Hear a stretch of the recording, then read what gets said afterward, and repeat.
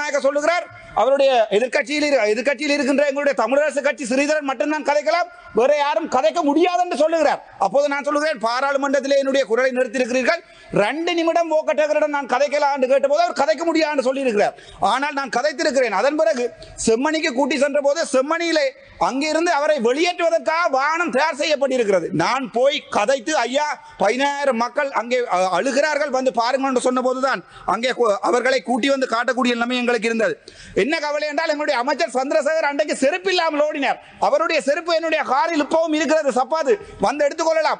இந்த பாராளுமன்றத்தில் ராமநாதன் அர்ச்சுனாவை தமிழ் மக்கள் அடித்து விரட்டுவார்கள் என்று சொன்ன அதே சந்திரசேகர், அதே ரஜீவன் அவர்கள் 2 பேரையும் செருப்புகள் இல்லாமல் சப்பாத்துகள் இல்லாமல் தமிழ் மண் அடித்து திலத்தி இருக்கிற என்றால் மனதில் இருக்கிற வலி, எங்களுடைய வலிகளை புரிந்து கொள்ளுங்கள். அரசியல் செய்வது மிகவும் இலக்கு ஐயா. ஏனென்றால் எங்களுடைய வலிகளை புரிந்து கொள்ளுங்கள் என்றுதான் மக்கள் கேட்கிறார்களே ஒழிய, எங்களை நாங்கள் ஒரு அரசியல் கட்சியாகவோ நாடு 2ஆக பிளக்க வேண்டும் என்றோ இந்த தேவை தமிழ் மக்களுக்கு இல்லை. සිංහල කියන්න අපේ දෙමළ ජනතාවට කවදාවත් එහෙම එක්ස්පෙක්ටේෂන් එකක් නැහැ මේ රට දෙකට බෙදන්න ඕන කියලා. අපි ඉල්ලන්නේ අපේ දැන් රණවිරුවෝ කියලා 99ක් 98ක් කියනකොට පර්සන්ටේජ් දෙකක් අවිල්ලා එතනින් රේප් කරලා තියෙනවා නම්, එතනින් මිනි මරලා තියෙනවා නම් ඒ කට්ටිය විතරයි අපි නඩුවට ගේන්න ඕන කියලා ඉල්ලන්නේ. අපි කියන්නේ හැම දැන් නාමල් රාජපක්ෂ මගේ යාළුවා කියලා කියපු එකට ඒගොල්ලෝ කියනවා නාමල් රාජපක්ෂ මගේ යාළුවා කියලා. ඔව් එයා මගේ පොලිටිකල් යාළුවා. මට මෙතනින් කතා කරන්න තෝ යන්න බෑ. හැබැයි දවසට කාලයකට අපේ දෙමළ මිනිස්සුවකට මරපේකට එයාගේ තාත්තා වගකීම කියන්න ඕනේ. එයා ජුත්ත කරුවා කොටිය දිනුවා, ඒක කිසි අවුලක් නැහැ. ඒක එයාගේ පොලිටිකල්. එයා වෙන්න ඕනේ, එයා කතා කරන්න ඕනේ එයාගේ සිංහල මිනිස්සුන්ගේ පැත්තට. මම කතා කරන්නේ මගේ දෙමළ මිනිස්සුන්ගේ පැත්තට. මට කවදාවත් කතා කරන්න බෑ. දෙමළ මිනිස්සු මට හා කියන්න ඕනේ, ආදරය කරන්න ඕනේ කියලා කතා කරන්න බෑ.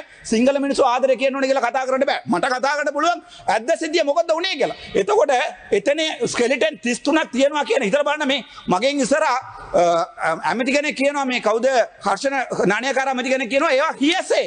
එයා කියන්නේ ඒවා මිනිස්සු කතා කරපු දේවල්. හිතලා බලන්නකෝ කොහෙවරි දැනට මිනිසුන්ගේ බොඩි එකක් 33ක් එක දැනට බල කරන්න පුළුවන් කියන්නේ ඒවා හියසේ එකක් නෙවෙයි. ඒවා ඇද්ද සිද්ධ ඒවා. අපි සාක්ෂි. මගේ තාතාත් මේක නැති වෙලා තියෙනවා. මගේ තාතාවත් එක කරගෙන ගිහලා නැති කරලා තියෙනවා. එතකොට ඒක අපිට අනිවාර්යෙන් කියන්න කැමැති. තව එකක් කියන්න කැමැති. අවුරුදු 323 කන්ටේනර් ගැන කතා කරා.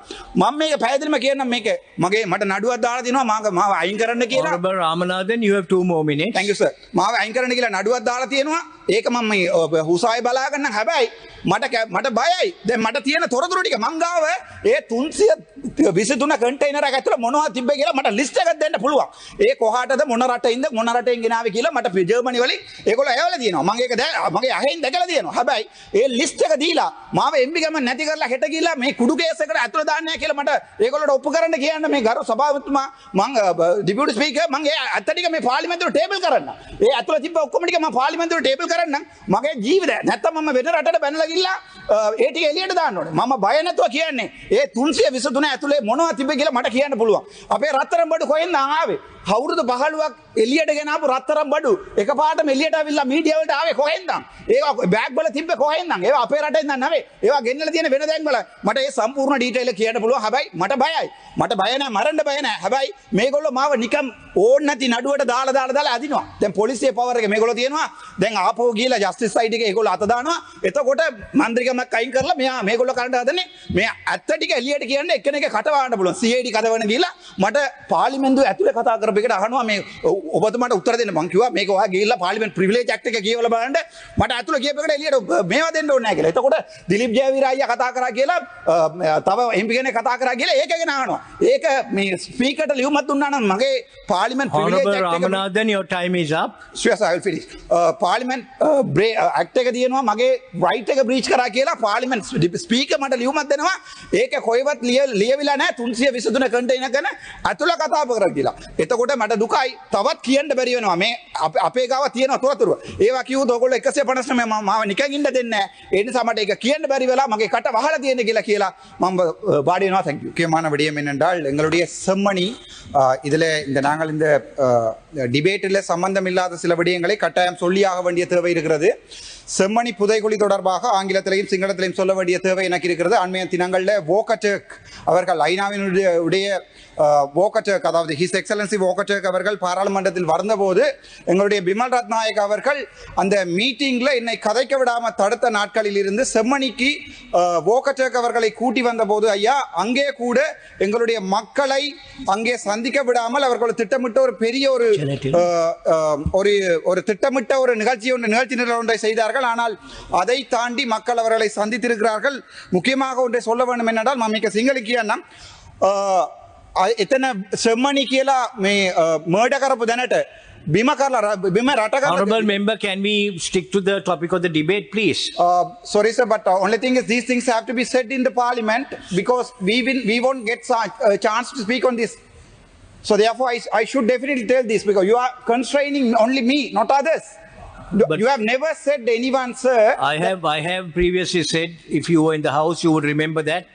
But okay, can you, as much as possible, confine your sure, sir, sure. But this is very important. This is a matter of concern on Tamil people. So let me speak. ඒ මිනිස්සුව යට කරලා තියෙනවා. අද මේ ඊයේ යට කරලා මේ ස්කෙලිටන් එකක් ගත්තා. අවුරුදු 6 ළමයාගේ UNICEF බෑගුත් එක්ක තියෙන ස්කෙලිටන් එකක්. එතකොට හිතලා බලන්න අවුරුදු 6 ළමයයි අවුරුදු මාස 3 ළමයක් එතන යට කරලා තියෙනවා කියන අඩි 3ක් යට කරලා තියෙනවා. දැනට ස්කෙලිටන් 33ක් විතර ඒගොල්ලෝ හාරලා තියෙනවා. එතකොට අපි ඉල්ලන්නේ දැන් අපි මේ බටලාන්දුගෙන ඉන්ක්වයරි එකක් කරන්න පුළුවන් නම් බටලාන්දුගෙන කවුරු හරි ඇතුළේ අරන් දාන්න පුළුවන් නම් අපි කියන්නේ අපි රණවුරුවව ගර කරනවා. හැබැයි හැම මේ ආයුධ තියාගෙන හිටපු හැමෝම රණවුරුවක් නෙවෙයි. සමහරව ඇවිල්ලා ඒගොල්ලෝගේ ජීවිතය එතන නැති කරලා තියෙනවා. ඒගොල්ලෝගේ අම්මගේ තාත්තාගේ රිදවන හිතේ එක අපිට තේරුම් කරගන්න පුළුවන්. හැබැයි එතන ඇවිල්ලා අම්මා කෙනෙක්වත් රේප් කරලා මාස 3 බබයෙක්වත් රේප් කරනවා කියන්නේ ඒගොල්ලෝ යට කරලා තියන්නේ අඩි 3කින්. ඒකෙන් දැනට ස්කෙලිටන්ස් 33ක් එළියට අවිලා තියෙනවා. கௌரவ சபாநாயகர் அவர்களே, அந்த சச்சமயம் ஜோதிச்சு பாருங்கள், ஒரு அம்மாவை நாங்கள் ரேப் பண்ணி உயிரோடு உடம்பில் ஆடை இல்லாமல் நாங்கள் புதைத்திருக்கிறோம். அவள் அங்கே சாகும் போது அவளுடைய குழந்தையை கையால் அமர்த்தி கொலை செய்திருக்கிறார்கள். 3 மாத குலையை அவள் குற்றுயிராக கிடந்த அந்த நேரத்தில் அந்த மண்ணில் இருக்கிற வலிகளை உங்களுக்கு நான் சொல்லுகிறேன். நான் இந்த பாராளுமன்றத்தில் இவ்வளவு சத்தமாகவும் உணர்ச்சி வசப்பட்டு கதைக்கிறது சற்று சிந்தித்து பாருங்கள். ஒருவை உங்களுக்கு கிருஷாந்தி படுகொலை தெரியும். ஒருத்தியை 4 மணியிலிருந்து இரவு 11 மணி வரைக்கும் ரேப் பண்ணி அவளுடைய குழந்தையை கையால் அமைத்து கொலை செய்து அதன் பிறகு அவள் குற்றுயிராக கிடக்கும் போது 3 அடி பள்ளத்திலே போட்டு அவளுடைய உயிர் அப்போது இருக்கிறது. குழந்தையை கொண்டு நெஞ்சில் போடும் போது அந்த எலும்பு கூடு அந்த குழந்தையை கட்டி அணைத்தவாறு தான் அந்த இடத்துல இருக்கிறது. அந்த வலியை தான் நாங்கள் வெளியே சொல்ல ஆசைப்படுகிறோம். ஆனால் திட்டமிட்ட ரீதியிலே எங்களுடைய அரசாங்கம் அன்றைக்கு எங்களுடைய பிமல் ரத்நாயக சொல்லுகிறார், அவருடைய எதிர்கட்சியில் இருக்கின்ற எங்களுடைய தமிழரசு கட்சி ஸ்ரீதரன் மட்டும்தான் கதைக்கலாம், வேற யாரும் கதைக்க முடியாது என்று சொல்லுகிறார். அப்போது நான் சொல்லுகிறேன், பாராளுமன்றத்திலே என்னுடைய குரலை நிறுத்தியிருக்கிறீர்கள், 2 நிமிடம் வோகட்டேகரிடம் நான் கதைக்கலாம் என்று கேட்டபோது அவர் கதைக்க முடியாது என்று சொல்லியிருக்கிறார். ஆனால் நான் கதைத்திருக்கிறேன். அதன் பிறகு செம்மணிக்கு கூட்டி சென்ற போது செம்மணியிலே அங்கிருந்து அவரை வெளியேற்றுவதற்காக வாகனம் தயார் செய்யப்பட்டிருக்கிறது. நான் போய் கதைத்து ஐயா 10000 மக்கள் அங்கே அழுகிறார்கள் வந்து பாருங்கள் என்று சொன்ன போதுதான் அங்கே அவர்களை கூட்டி வந்து காட்டக்கூடிய நிலைமை எங்களுக்கு இருந்தது. மனதில் இருக்கிற வலி, எங்களுடைய வலிகளை புரிந்து கொள்ளுங்கள். அரசியல் செய்வது மிகவும் இலக்கு ஐயா. ஏனென்றால் எங்களுடைய வலிகளை புரிந்து கொள்ளுங்கள் என்றுதான் மக்கள் கேட்கிறார்களே ஒழிய எங்களை நாங்கள் ஒரு அரசியல் கட்சியாகவோ நாடு 2ஆக பிளக்க வேண்டும் என்றோ இந்த தேவை தமிழ் மக்களுக்கு இல்லை. සිංහල කියන අපේ දෙමළ ජනතාවට කවදාවත් එහෙම එක්ස්පෙක්ටේෂන් එකක් නැහැ මේ රට දෙකට බෙදන්න ඕන කියලා. අපි ඉල්ලන්නේ අපේ දැන් රණවිරුවෝ කියලා 99ක් 98ක් කියනකොට පර්සන්ටේජ් දෙකක් අවිල්ලා එතනින් රේප් කරලා තියෙනවා නම් එතනින් මිනිමරලා තියෙනවා නම් ඒ කට්ටිය විතරයි අපි නඩුවට ගේන්න ඕනේ කියලා ඉල්ලන්නේ. අපි කියන්නේ හැම දැන් නාමල් රාජපක්ෂ මගේ යාළුවා කියලා කියපු එකට ඒගොල්ලෝ කියනවා නාමල් රාජපක්ෂ මගේ යාළුවා කියලා. ඔව් එයා මගේ පොලිටිකල් යාළුවා. මට මෙතනින් කතා කරන්න නැතුව යන්න බෑ. හැබැයි දවසට කාලයකට අපේ දෙමළ මිනිස්සුවකට මරපේකට එයාගේ තාත්තා වගකීම කියන්න ඕනේ. එයා යුද්ධ කරුවා, කොටිය දිනුවා, ඒක කිසි අවුලක් නැහැ. ඒක එයාගේ පොලිටිකක්. එයා වෙන්න ඕනේ.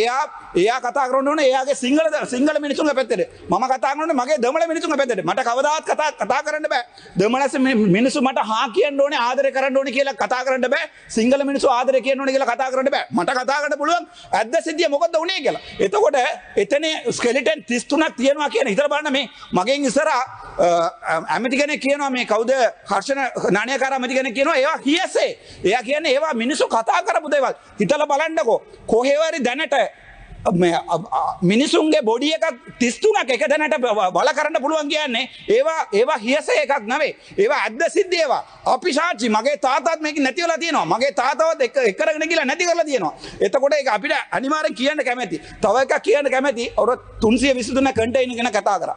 මම මේක පැහැදිලිම කියන්නම් මේක මට නඩුවක් දාලා තියෙනවා මාව අයින් කරන්න කියලා. Honorable Ramanathan, you have 2 more minutes. Thank you sir. මාව අයින් කරන්න කියලා නඩුවක් දාලා තියෙනවා. ඒක මම මේ හුසායි බලාගන්න හැබැයි මට බයයි. දැන් මට තියෙන තොරතුරු ටික මං ගාව ඒ 323 කන්ටේනර් එක ඇතුළේ මොනවද තිබ්බේ කියලා මට ලිස්ට් එකක් දෙන්න පුළුවන්.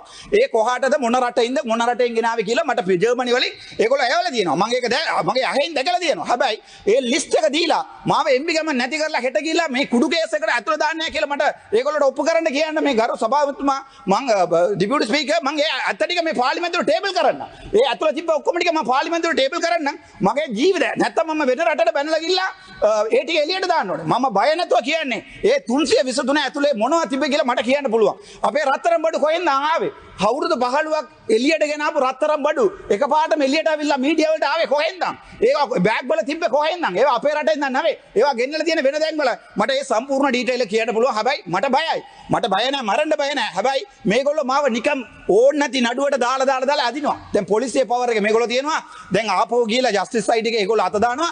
එතකොට මන්ත්‍රීකමක් අයින් කරලා මේගොල්ලෝ කරන්න හදන්නේ මේ ඇත්ත ටික එළියට කියන්නේ එක්කෙනෙක් කටවන්න පුළුවන්. CID කඩවන්න ගිහලා මට පාර්ලිමේන්තුව ඇතුලේ කතා කරපු එකට අහනවා මේ ඔබතුමාට උත්තර දෙන්න. මං කිව්වා මේක ඔයා ගිහලා පාර්ලිමේන්තු ප්‍රිවිලේජ් ඇක්ට් එක කියවලා බලන්න මට ඇතුලේ කියපු එකට එළියට මේවා දෙන්න ඕනේ නැහැ කියලා. එතකොට දිලීප් ජයවීර අයියා කතා කරා කියලා තව MP කෙනෙක් කතා කරා කියලා ඒක ගැන අහනවා. ඒක මේ ස්පීකර්ට ලියුමක් දුන්නා නම් මගේ පාර්ලිමේන්තු ප්‍රිවිලේජ් ඇක්ට් එක Ramanathan, your time is up. Sure, sir, I will finish. පාර්ලිමේන්තු ඇක්ට් එක තියෙනවා මගේ රයිට් එක බ්‍රීච් කරා කියලා පාර්ලිමේන්තු ස්පීකර් මට ලියුමක් දෙනවා. ඒක කොහෙවත් ලියවිලා නැහැ 323 කන්ටේනර් ගැන අතුල කතා කරා කියලා. එතකොට මට දුකයි තවත් කියන්න බැරි වෙනවා. මේ අපේ ගාව තියෙන තොරතුරු. ඒවා කිව්වොත් ඔයගොල්ලෝ 159 මාව නිකන් ඉන්න දෙන්නේ නැහැ. ඒ නිසා මට ඒක කියන්න බැරි වෙලා මගේ කට වහලා තියෙන කියලා මම වාඩි වෙනවා. thank you. நிகழ்வை பார்ப்பதற்கு சென்றிருந்தேன். சென்றிருந்த போது அங்கு ஒரு சில ஒரு 10 பேர் 15 பேருக்கு இடைப்பட்டவர்கள் எங்களுக்கு எதிராக ஸ்லோகங்களை அல்லது கோஷங்களை எழுப்பினார். ஆனால் நான் முதலில் சென்று அங்குள்ள மக்களை சந்தித்தேன். அவர்களோடு உரையாடி கொண்டிருக்கின்ற போது அங்கு திட்டமிட்டு ஏவப்பட்டிருக்கின்ற ஒரு கும்பலால் ஏற்பட்ட செயற்பாடு. நிச்சயமாக அதன் பின்னர் அதாவது அங்கு இருக்கின்ற மக்கள் மீது எந்த விதமான குற்றச்சாட்டுகளை நாங்கள் முன்வைக்கப் போவதில்லை. மக்கள் அபகரான நடவடிக்கைகளில் ஈடுபடவும் இல்லை. அதாவது அந்த மக்களுடைய பிரச்சனைகளை சென்று பார்ப்பதற்கு நான் சென்றேன். அங்குள்ள மக்கள் இன்று கூறுகின்றார்கள் அதே போன்று அதாவது இவ்வகாரான ஒரு பிரச்சனையை பார்ப்பதற்கு ஒரு அரசாங்கத்தினுடைய கேபினட் அமைச்சர் வருவது என்பதே அந்த பிரச்சனைக்கான அங்கீகாரத்தை பெற்றுக்கொள்ளக்கூடியதாகும். அந்த அங்கீகாரத்தை குழி தோண்டி புதைக்கின்ற வழக்கிலான அரசியல் சாக்கடையில் இருக்கின்ற ஒரு சில அரசியல்வாதிகளுடைய செயற்பாடே அன்றைய அந்த அசம்பாவிதத்துக்கு காரணமாக இருந்தது. அப்போ அந்த வகையில் பிறகு அந்த இடத்திற்கு நாங்கள் சென்று அதாவது எங்களை அடித்து புரட்டினார்கள். எங்களுடைய அந்த யூடியூபோ அது அந்த நேர்காணல்களையும் கூட நேரடியாக பார்க்கலாம். எங்களுக்கு அதாவது நாங்கள் இவ்வாறான பிரச்சனைகளை கண்டு ஓடுகின்றவர்கள் அல்ல. ஏனென்றால் கிருஷாந்தினுடைய கொலை என்பது 90ஆம் ஆண்டுகளில் இருந்த கொலை. அந்த காலத்தில் நாங்கள் எங்களுக்கு இந்த பாராளுமன்றத்தில் கூட இல்லை. எங்களுக்கும் எதற்கும் எந்த விதமான தொடர்பும் கிடையாது. அது மாத்திரமல்ல அந்த பிரச்சனையை வைத்து அரசியல் செய்கின்ற ஒரு சில அரசியல் வியாபாரிகள் இருக்கின்றார்கள். அல்லது அல்லது இந்த சமூக வலைத்தளங்களில் அரசியல் செய்கின்ற ஒரு சில வியாபாரிகள் இருக்கின்றார்கள். அப்போ அதன் மூலமாக தாங்களுக்கு வியூவர்ஸை அதிகரித்துக் கொள்வது எப்படி, அதன் மூலமாக சம்பாதிப்பது எப்படிகின்ற ஒரு சில அரசியல்வாதிகள் இருக்கின்றார்கள். அந்த வகையான மொக்கத்தனமான அரசியல்வாதிகளுடைய கூடாரமாக இருந்ததே தவிர மக்களுடைய பங்களிப்போ அல்லது மக்களுடைய எதிர்ப்போ எந்த விதத்திலும் எங்களுக்கு எதிராக ஏற்படவில்லை என்பதை குறிப்பிட்டாக வேண்டும். அதே போன்று கௌரவ பிரதி குழுக்கள் தவிசாளர் அவர்களே, எங்களுக்கு எல்லோருக்கும் தெரியும், நாங்கள் மிக தெளிவாக சொல்லியிருக்கின்றோம். அந்த பிரச்சனை தொடர்பாக செம்மணி தொடர்பாக நாங்கள் சரியான முறையில் ஆய்வு செய்வதற்கும் விசாரிப்பதற்கும் அதற்கான நடவடிக்கைகள் எடுப்பதற்கும் நாங்கள் தயார் என்கின்ற நிலையை நாங்கள் கூறியிருக்கின்றோம். அந்த வகையில் விசேடமாக நடந்த சம்பவங்களுக்கு விசேடமாக இருக்கின்ற ஒரு சில காவாலித்தனமான அரசியல்வாதிகள். ஏனென்றால் நாங்கள் அவ்வாறு சொல்லுகின்றோம், நாங்கள் இதற்கு நேர்மையாக பார்க்கின்றவர்கள். அது மாத்திரமல்ல, இன்றைக்கு அங்கு இருக்கின்ற எங்களுடைய அரசாங்கத்தின் கீழ் அங்கு காணிகள் விடுவிக்கப்படுகின்றது, வீதிகள் திறக்கப்படுகின்றது. அது மாத்திரமல்ல, யாழ்ப்பாணத்தில் இருக்கின்ற அனைத்து வீதிகளும் புனரமைக்கின்ற வேலைகளை நாங்கள் முன்னெடுக்கின்றோம். அனைத்து வீதிகளையும், அதாவது அங்கு இருக்கின்ற கிராமங்கள் இருக்கின்ற வீதிகள் எடுத்துக்கொண்டாலும் சரி, குளங்கள் எடுத்துக்கொண்டாலும் சரி, அனைத்தையும் மக்கள் நலன்களுக்காக முன்னேற்றுகின்ற நடவடிக்கைகளை நாங்கள் முன்னெடுத்து வருகின்றோம். பிரதி குழுக்களின் தவசாளர் அவர்களே, அதன் காரணமாக இன்றைக்கு அங்குள்ள மக்கள் வேகமாக மிகவும் வேகமாக தேசிய மக்கள் சக்தியை சூழவே அணிதிரண்டு வருகின்றார்கள். அந்த விஷயத்தை பொறுத்து கொள்ள முடியாது, சகித்துக் கொள்ள முடியாத, தொடர்ந்தும் தாங்களுடைய இனவாத அரசியலை மாத்திரம், பிரதேசவாத அரசியலை மாத்திரமே முன்னெடுக்கின்ற, நாட்டை பற்றி கடுகளவும் சிந்திக்காத, நாடு பொருளாதார ரீதியாக விழுகின்ற பொழுது அதை பார்த்து கொக்கரித்து சிரிக்கின்ற,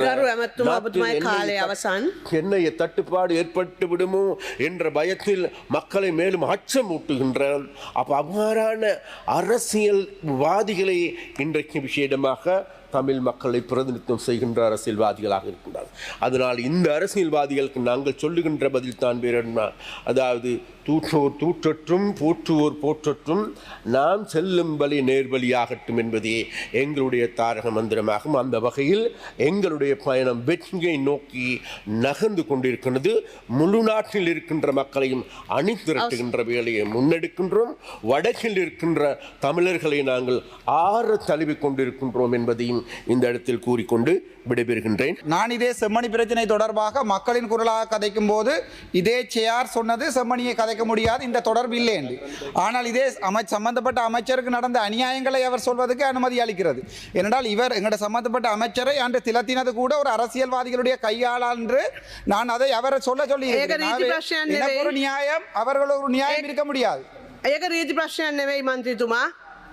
ඒක රීති ප්‍රශ්නයක් නෙවෙයි. ඉඳගන්න කරුණා කරලා.